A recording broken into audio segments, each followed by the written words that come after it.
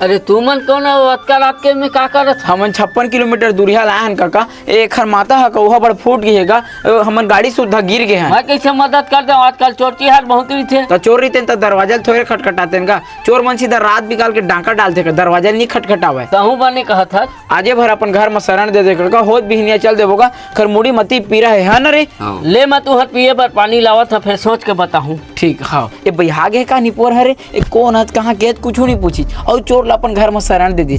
तो चोरी नहीं करबो का करबो, है ना।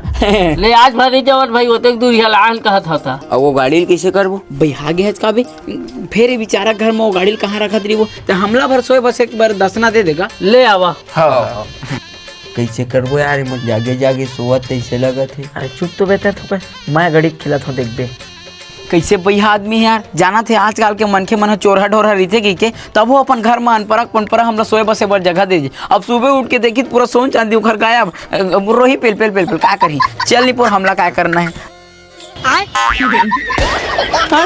कैसे पलट के कारी, बाप रे। ए लेगा तोर गहना गाठी ला, अब हमला जान दे। अब हमन कभू कुछ चोरी नहीं करन। एला तो हमन धरबते हमरे गहना पहली तोला सोच ल।